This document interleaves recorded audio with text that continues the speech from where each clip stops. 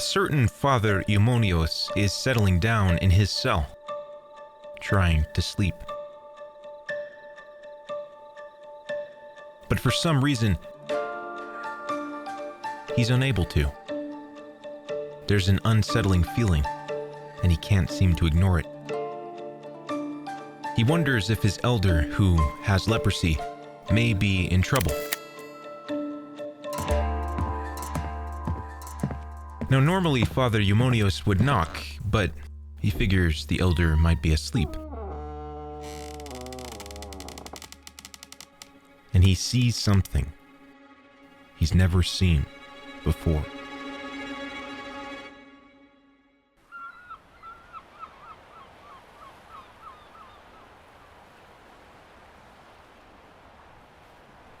It's 1378. The first colony for leprosy patients is opened in all of Greece.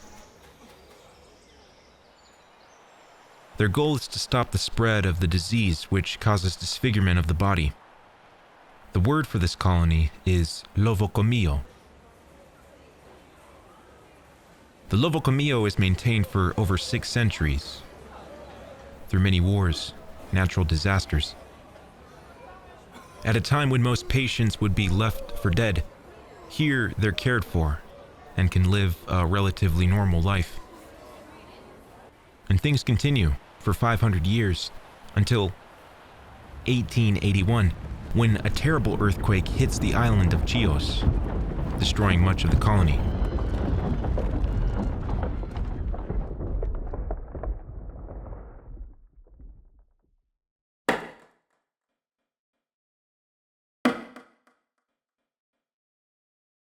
But the surrounding community helps rebuild it.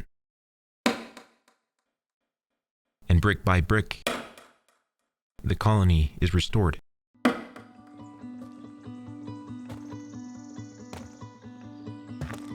In the early 1900s, Saint Nikephoros arrives at the Lovecomio.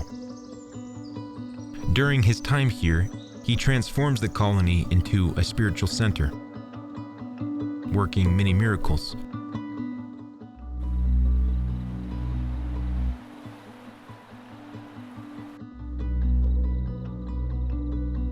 And it's here that he meets the young Nicholas. Nicholas is born in 1890 in the beautiful mountainous village of Talia, Crete. He's born into a simple and pious family, but his parents die when he's very young.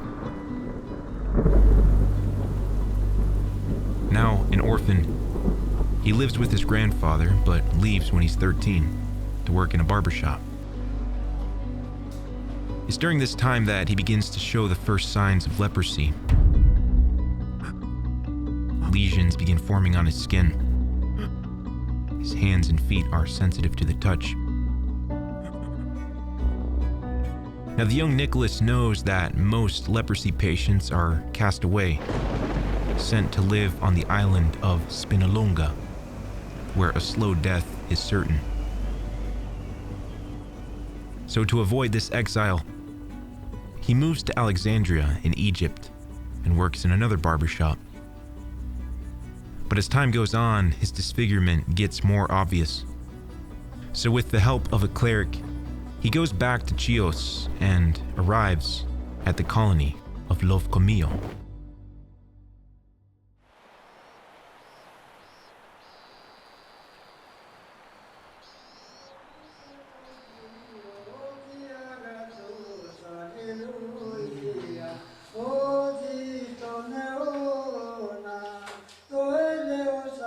He now spends much of his time at the chapel of Saint Lazarus, home to the miraculous icon of Panagia of Yipikoi.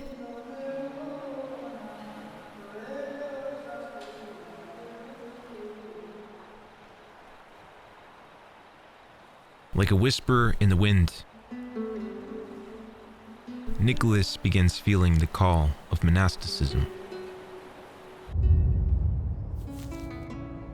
And so, in 1916, Father Anthimos conjures him with the name Nikephoros. For the next 40 years, he continues a life of monastic obedience. His days are spent praying, gardening, and writing down the miracles he's witnessing of his spiritual father, Saint Nikephoros. In a rich home within the country, there had befallen a great rage. What kind of rage? Everything in the kitchen, bottles, glasses, vases, plates, were found in the morning thrown, cluttered in the middle of the house. They put them back in place and again found them in the middle. This happened many times. A pious man enlightened them, saying, "Go get the young priest from Novokomio. He is the only person who had boldness before God." So our holy elder Antimos went to the home, prayed to God, and the rage ended. The landlord's name now I do not remember.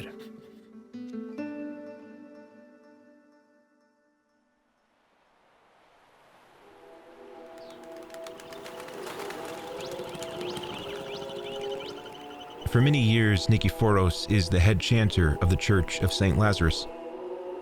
But as the disease creeps into his eyes, he eventually loses his eyesight. Despite this, though, he never loses his peace. He never quarrels with others, and at all times attempts to avoid injuring the hearts of those around him.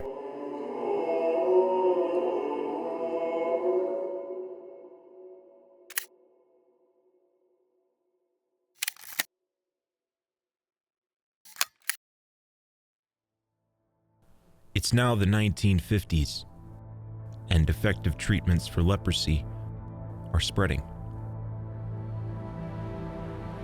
As a result, all across Greece, many leper colonies are closing, including Novokomio.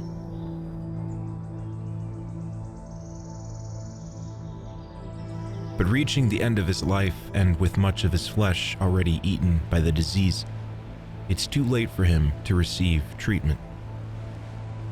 So he moves to St. Barbara's home for lepers.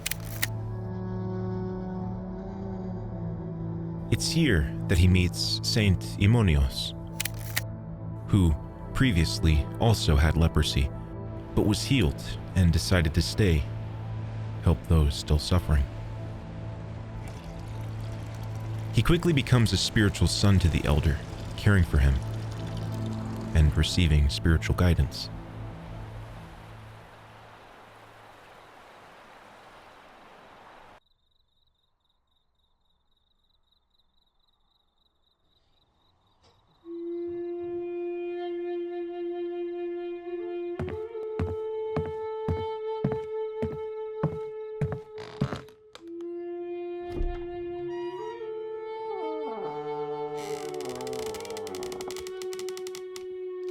There, in his cell,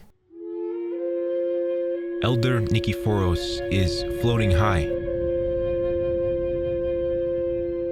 in prayer.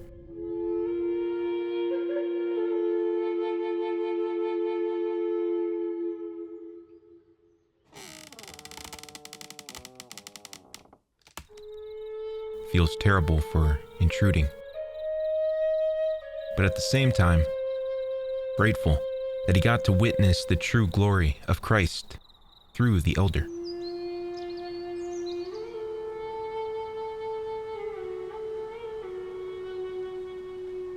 The next day, Father Eumonios goes to help Elder Nikephoros. As soon as he walks in, he falls to the floor, begs the elder to forgive him for the intruding. "Father, Keep the secret of what you have seen until the Lord wants to take me from this earth.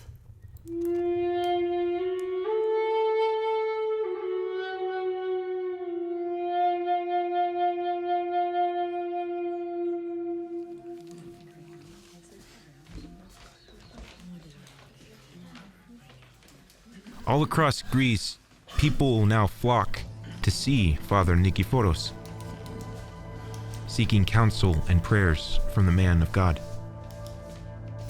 They relate that despite the extreme pain he's in, they see him smiling, patient, and loving. And on January 4th, 1964, when he's 74 years old, Saint Nikephoros reposes peacefully in his cell.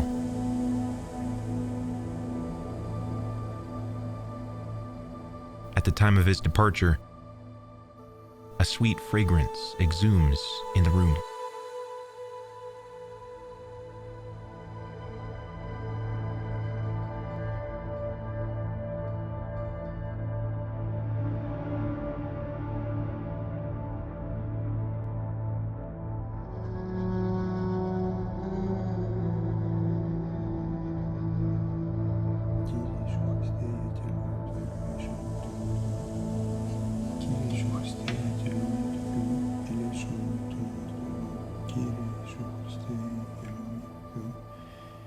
Father Amphilochios is praying in his cell,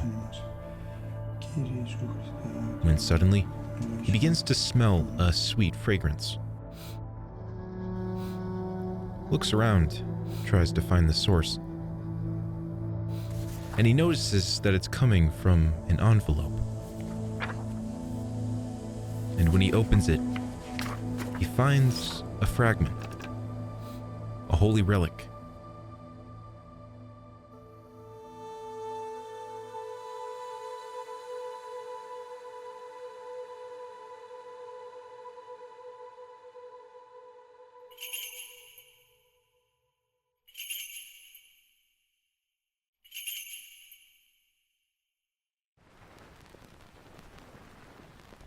And lest I should be exalted above measure by the abundance of the revelations,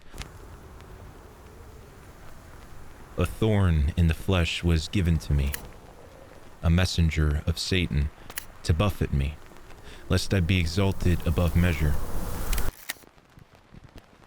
Concerning this thing I pleaded with the Lord 3 times that it might depart from me.